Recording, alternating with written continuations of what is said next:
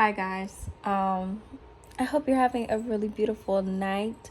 I just wanted to pop on here real quick before I went to bed. I was reading my Bible and I realized that blocking the camera. I just wanted to come on here in defense of Ecclesiastes. I know that I've mentioned this a lot of times on my channel that it's my favorite book of the Bible. And of course I've read like a lot of other stories and I'm like, oh, these are good, but I know that everyone just always like says that Ecclesiastes is just some like depressing book and he's just going through it and like he's like becoming a narcissist. Everybody's like narcissist. Anyways, I just want to say that all is vanity. And I say that because as I'm reading this, I'm reading it and I'm just like going through all the things, just reading some of the stuff that I highlighted. I realized that, like he said, like there's really nothing new under the sun. Like when I think about society right now, I think about how everything is for show. Like everything is about, oh, this is what I'm doing, this is what I'm doing, this is what I'm doing. And it's all like a competition. And we're all doing it for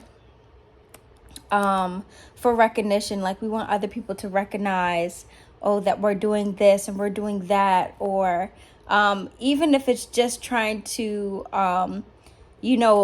outdo your old self or outdo like this version of you that you had in the past, or you're trying to change yourself. At the end of the day, you're still trying to you're still praising yourself in a way that is not that it's not good to be proud of yourself, but in a way it still can be vanity. I feel like sometimes even in a way like I think that Instagram is the queen of vanities. And of course we may know, we may not know how I feel about Instagram, but Instagram is just a way to show our success. It's not really used for what we say it's used for, to connect with others. And yes, maybe people do use it to connect with others, but if you really scroll down your timeline and like you see, like, and I'm not talking about like influencers, I'm talking about like what you see your friends doing. Everything is a competition of showing, this is what I've done, this is what I just did, ooh, look at me, I'm at a restaurant, look at this selfie.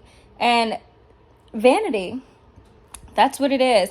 But also, point two, I feel like people who feel this way about Ecclesiastes, that is so deep, dark, and depressing, I feel like they've never read poetry. Like, I feel like this is just such, like, I think a lot of books in the Bible are written like a poem.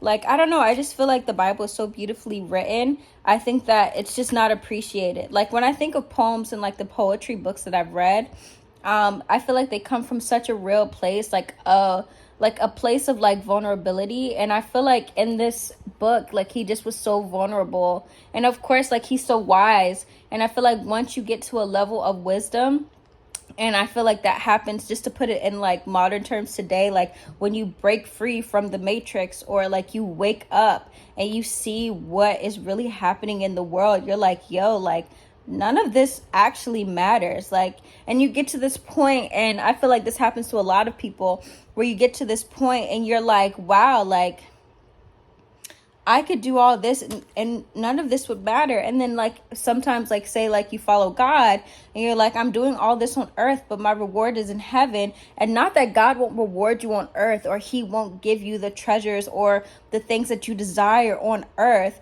but if I'm doing all this on earth and none of it matters, like what am I doing? Like I should just, like maybe some people get to the point where it's like, I'm just not going to do anything then. Like this is pointless.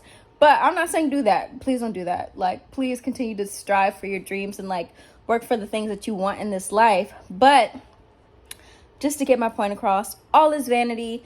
Really think about when you reread Ecclesiastes, or if you are reading Ecclesiastes, think of it of like a journal entry. Like, don't think of it like, oh wow, like this man he's so sad, he's depressed. No, he's really just being real about his experience on earth, and how, and honestly just his human experience. Like he's still human.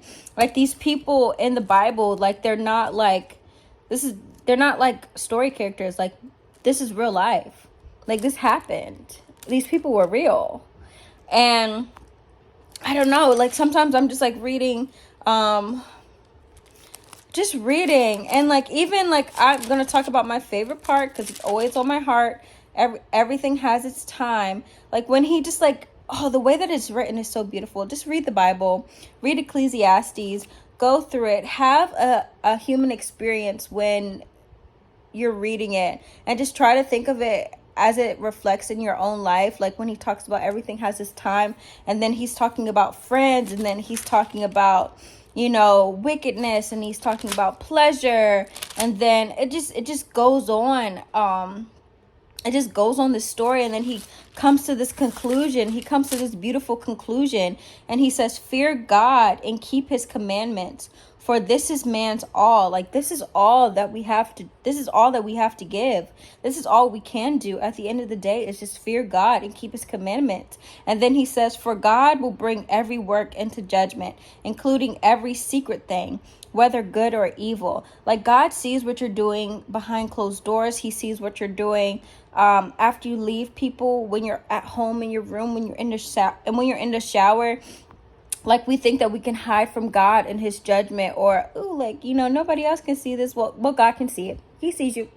And I say that to myself, and I'm like trying to hold myself accountable, because I'm just like, I've been going through this period where I'm transitioning, and I'm also just like, not like I'm transitioning. I'm in a season of like I'm in a season of movement, and I just am like, and I'm realizing these things about myself, and I'm just like, wow, like you're really struggling with this, but this is going really well for you.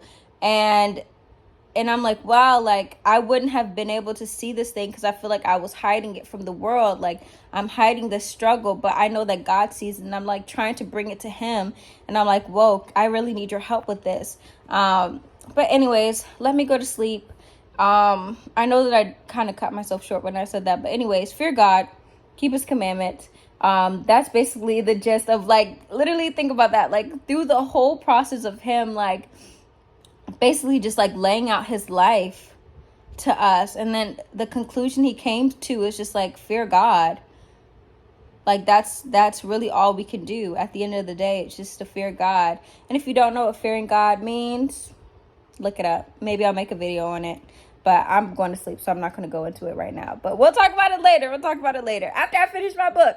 Period. Bye. Good night.